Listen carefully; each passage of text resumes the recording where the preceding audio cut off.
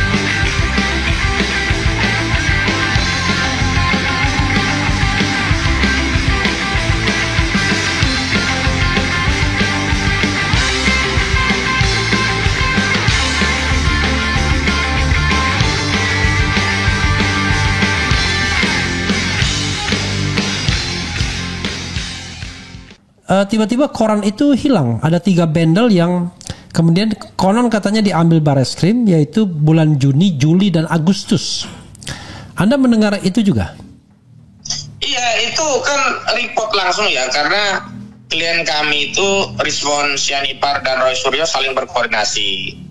Ya, Roy Suryo di Jakarta berkoordinasi dengan tim kami, Rizwan melakukan mitigasi lapangan lah, kira-kira begitu ya, ke Jogja. Nah, tujuannya ada yang ke Koran Kedaulatan Rakyat, juga ke Pak Kasbojo. Sebelumnya ke Solo dan juga ke LP Lapas ya, Lembaga Pemasyarakatan tempat Bambang Trimulyono di Sragen. Nah, jadi memang kita juga terbelalak karena apa? Kan koran itu bukan barang bukti tidak pidana. Jadi di bulan Juni, Juli, Agustus itu hilang 3 bundel itu. Tapi kami sudah menemukan bundel lain yang pada pokoknya pada setiap bulan penanggalan Jawa itu konsisten, tidak ada bunyi bulannya itu puasa, yang ada pasa. Kan penanggalan Jawa itu kan khas bang ya. Ada Rejab, Ruah, Poso, Mati Lawal, Mati Lakir, dan seterusnya itu kan. Itu penanggalan bulan-bulan Jawa yang disebutnya itu poso penulisannya itu ejaannya PASA, pasa, nggak ada puasa. Nah itu kan makin menunjukkan bahwa hasil gelar perkara yang diumumkan oleh Barreskrim itu bermasalah. Belum lagi ketika Brigjen Pol Johandani Rahajapuro selaku Direktur Tindak Pidana Umum Barreskrim Mabes Polri menyatakan KKN-nya Jokowi itu di Boyolali pada tahun 1983. Justru beberapa waktu yang lalu Jokowi memberikan keterangan KKN-nya di 1985 awal. Nah, banyaknya kontradiksi ini kan makin menegaskan memang belum tuntas apa yang dilakukan oleh Barreskrim dan makin relevanlah permintaan kita untuk melakukan apa yang disebut dengan gelar perkara khusus sekaligus membuka kembali penyelidikan dengan adanya temuan-temuan baru seperti yang dilontarkan oleh Betor Suryadi. Jadi begitu bang menurut kami. Tapi Anda berpikir enggak ya sesungguhnya sudah terjadi tindak pidana yang dilakukan oleh penegak hukum ya, bahwa penegak hukum yang justru kemudian melakukan tindak pidana dengan sengaja. Misalnya ya saya bisa saja kebohongan, obstruction of justice dan lain sebagainya begitu. Ya ini kan sebenarnya gelagat terjadinya obstruction of justice itu kan terjadi. Jadi ada motif menghalang-halangi proses penyelidikan untuk tujuan tertentu. Tujuan itu kan sebenarnya jauh-jauh hari sudah kami baca bang. Kami baca dari mana? Dari ketika klien kami Bang Rizal Fadila juga sejumlah aktivis TPUA ya seperti Bang Medi Juniarto juga satu lagi saya lupa itu dipanggil oleh Barreskrim Mabes Polri pada Damai Hari Lubis. Ya, ada lagi satu lagi. Yang Oh, waktu itu saya kurang tahu. Selamat Rustam Iya, Effendi. Kalau Bang Damai kan dia dipanggilnya di Polda Metro. Kalau yang ini yang Bareskrim. Oh, Rustam Baris Effendi, itu- Rustam. Ya, Rustam Effendi, benar. Iya. Rustam Effendi, Medi Juniarto juga Rizal Fadila. Saat itu kan Namai dipanggil Bareskrim. Kami sudah melakukan analisa, ini janggal. Kenapa? Laporan di Bareskrim itu kan sudah terjadi sejak Desember, tepatnya 9 Desember 2024. Barang itu macet, Bang, nggak pernah dikutik-kutik, nggak pernah disenggol, hanya ditaruh Dumas. Tapi begitu 30 April 2025 Saudara Joko Widodo membuat laporan di Polda Metro Jaya tentang dugaan fitnah dan pencemaran, tiba-tiba barang yang di Bareskrim dikerjain. Lalu ditingkatkan ke penyelidikan dan kemudian dilakukan ke tahap apa yang disebut dengan laporan informasi. Nah, berdasarkan peningkatan penyelidikan laporan informasi itulah dilakukan undangan klarifikasi. Nah, diantaranya undangan klarifikasi itu diterima klien kami di 6 Mei 2025. Nah, saat itu kami membaca jangan-jangan ini jebakan. Jadi proses di Bareskrim itu ditingkatkan dalam rangka untuk melakukan dua hal. Pertama, menghentikan kasus di Bareskrim secara de jure. Kedua, memberikan predikat bahwa ijazah itu nanti akan dinyatakan asli oleh Bareskrim. Sekaligus hasil dari Bareskrim itu untuk menguatkan laporan Jokowi yang menyatakan dirinya merasa dihina kan sehina-hinanya, direndahkan serendah-rendahnya dengan dalih, loh ini kan udah dibuktikan oleh Bareskrim ini asli, jadi benar kalian mengatakan palsu itu pencemaran gitu. Itu sudah kami baca, makanya kan sebelum pengumuman Bareskrim terkait hasil lab forensik kan kita sudah mengeluarkan statement pernyataan, intinya kami menolak apapun yang akan disampaikan oleh Bareskrim karena proses dan prosedurnya tidak transparan, ya, tidak egaliter, tidak kredibel dan tidak akuntabel begitu loh. Dan benar saja setelah diumumkan ternyata hasilnya sesuai dengan yang kita prediksi bahwa dokumen itu atau ijazah itu dinyatakan identik, bahkan di framing di media asli begitu. Nah, hasil Bareskrim ini kan oleh kuasa hukum Jokowi selalu ditarik untuk ini kan sederhana, tinggal untuk menaikkan di Polda dan seterusnya. Nah, karena gelagatnya dari sana kami buru-buru menegaskan bahwa apa yang dilakukan Bareskrim itu baru sekian persen dari total keseluruhan pembuktian sebuah dokumen asli atau tidak, karena wewenang pada dokumen yang dipersengketa bukan lagi ada di UGM, bukan lagi ada di kuasa hukum, bukan lagi ada di media, bahkan bukan lagi ada di wewenangnya Bareskrim, tapi wewenangnya adalah putusan yang dikeluarkan oleh lembaga peradilan yang berkekuatan hukum tetap. Dan kita semua harus menghormati ini, jadi harus melalui pengadilan negeri, nanti pengadilan tinggi, baru kasasi Mahkamah Agung, barulah di situ ya ada putusan pengadilan berkekuatan tetap tentang status ijazah itu. Jadi kalau kita kaitkan dengan apa yang terjadi hari ini, nampaknya kalau seperti kita main catur gitulah Bang ya. Langkah-langkahnya awalnya mau menuju sesuatu, tapi begitu ketahuan, diantisipasi, berbelok lagi, maka barang ini jadi lama itu sebenarnya karena ada pertarungan panjang di situ begitu. Nah, memang kalau ada pertarungan opini dari kuasa hukum wajar, dan kami pun melakukan itu dalam kerangka untuk mengedukasi kasus ini kepada publik. Tapi yang lucu itu kadang-kadang ya, bukan kadang-kadang, beberapa kali kami temukan argumentasi hukumnya itu lebay atau bahkan halu dan ilusi gitu. Misalnya nih ada pernyataan kuasa hukum Joko Widodo yang menyatakan kalau menunjukkan ijazahnya akan terjadi chaos gitu loh. Chaos apaan gitu loh. Justru karena sejak awal ya, tidak ditunjukkan, itulah kemudian membuat masyarakat terbelah.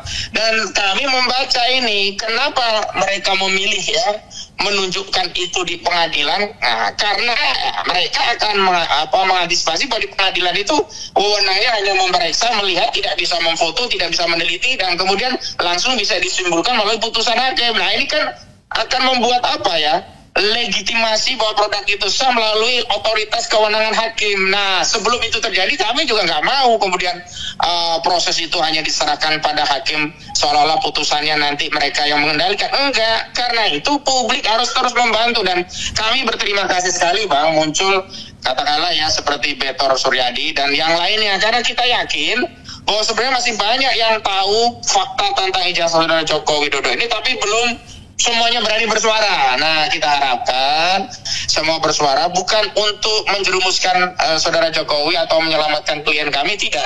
Tapi dalam rangka mengungkap kebenaran dan dalam rangka untuk membersihkan legasi sejarah bangsa Indonesia yang akan kita wariskan kepada generasi selanjutnya. Jadi menurut saya harus banyak ya Betor Suryadi yang lainnya yang mengungkap kasus ini. Karena kami kuasa hukum sifatnya hanya bisa memverifikasi, menganalisa, kemudian mengaitkan dengan norma, peraturan perundang-undangan. Tapi kami tidak bisa mengungkap fakta atau menciptakan fakta. Yang bisa mengungkap fakta itu adalah mereka yang mengalami peristiwa itu. Yang menciptakan fakta baru itu adalah mereka yang kemudian tahu fakta itu dan mengungkapnya kembali. Dan itulah jadi fakta baru yang bisa dijadikan dasar untuk melakukan penyelidikan ulang di Barreskrim Mabes Polri. Begitu, Bang? Anda tadi kan mengatakan putusan pengadilan. Tentu orang bertanya, putusan pengadilan mana yang sedang Anda tunggu? Misalnya kalau Anda mengatakan PMH, ya gugatan perbuatan melawan hukum yang diajukan oleh Dr. Taufik. Hari ini ada jawaban dari pihak tergugat, tetapi sidangnya online. Saya membayangkan gimana ya nanti pembuktiannya. Itu gitu, Bang. Jadi itu namanya ikot, Bang. Jadi biasanya jawab jinawab memang lewat ikot, tapi saat pembuktian nanti hadir fisik lagi. Misalnya gitu ya. Bukti-bukti para pihak nanti setelah dileges di kantor pos, maka diubah menjadi PDF. Nah, dokumen PDF itu nanti di-upload. Nah, pada hari yang sudah ditetapkan hakim nanti akan datang untuk menyerahkan fisiknya. Nah, pemeriksaan saksi tetap sidang secara offline, hadir secara konvensional. Nah, itu biasalah. Cuman begini, saya ingin menjawab pertanyaan tadi. Memang sekaligus yang saat ini berjalan, pertama instrumen hukum pidana ya di Barreskrim, kita tunggu itu sampai tuntas, sampai ada putusan pengadilan yang berkekuatan tetap. Yang kedua, instrumen peradilan perdata yang ini terjadi di dua peradilan sekaligus. Pertama Pengadilan Negeri Surakarta, yang kedua Pengadilan Negeri Sleman. Dan ini sejalan dengan Perma nomor 1 tahun 56 Mahkamah Agung yang memberikan petunjuk kepada hakim-hakim agar tidak memeriksa perkara pidana ketika sedang bersamaan dipersengketakan secara perdata. Kan perkara pidana di Polda Metro Jaya itu kan dugaan pencemaran atas adanya ijazah yang dianggap palsu. Maka untuk memastikan apakah terjadi pencemaran atau tidak, harus dipastikan dulu hak keperdataan atas ijazah tadi sah atau tidak. Kalau pengadilan perdata di Sleman dan juga di Surakarta sudah menyatakan bahwa sah Jokowi punya hak keperdataan atas ijazahnya, maka barulah bisa di Polda Metro Jaya menindaklanjuti pencemaran dan fitnah. Tetapi kalau ternyata putusan pengadilan Sleman atau Surakarta itu menegaskan bahwa saudara Joko Widodo tidak memiliki hak atas keperdataan atas ijazah itu karena ijazahnya tidak sah atau dokumen ijazah itu palsu, jadi nggak penting lagi kan Polda Metro Jaya menindaklanjuti aduan Jokowi, memang ijazahnya palsu, udah diputuskan tidak sah. Jadi nggak ada kemudian pencemaran yang menyatakan bahwa ijazah itu palsu sebagai sebuah perbuatan fitnah. Faktanya memang palsu, udah diputuskan oleh pengadilan di Sleman dan juga di Surakarta. Itu makanya berulang kali kami meminta, kita ingin menegakkan hukum, tapi proses dan prosedurnya harus dilalui. Makanya penyidik Polda Metro Jaya ojo kesusu, jangan terburu-buru, tunggu proses di Pengadilan Negeri Surakarta Inkra, proses di Pengadilan Negeri Sleman Inkra, juga proses di Barreskrim juga tuntas Inkra. Karena apa? Ya karena barang asalnya itu kan dari masalah ijazah. Kecuali pencemarannya Rismon dan kawan-kawan itu tak terkait ijazah ya, baru bisa, karena semuanya kan dikaitkan dengan ijazah. Statement Jokowi sendiri di Solo kan tegas menyatakan dia ya merasa dihinakan sehina-hinanya, direndahkan serendah-rendahnya karena ijazahnya disebut palsu. Itu kan bukan karena hal yang lain loh dia direndahkan atau dihinakan, karena dia memiliki ijazah palsu. Itulah dia merasa direndahkan dan dihinakan. Saya kira itu ya.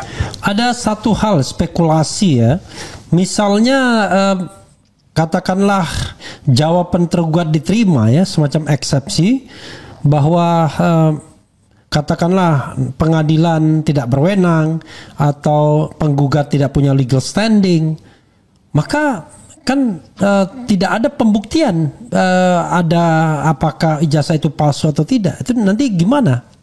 Sementara saya tambah sedikit, sementara di Pengadilan Negeri Sleman itu Jokowi tidak digugat, tidak masuk dalam daftar tergugat.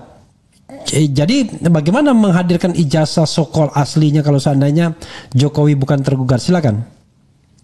Ya, yang pertama, terlepas Jokowi tidak digugat di Sleman, pokok perkaranya, materi muatannya sama-sama terkait ijazah. Bedanya, kalau di Pengadilan Negeri Sleman itu fokus ke ijazah UGM-nya, kalau di Pengadilan Negeri Surakarta itu bukan hanya UGM, juga SMA-nya. Makanya sebelah pihak juga digugat.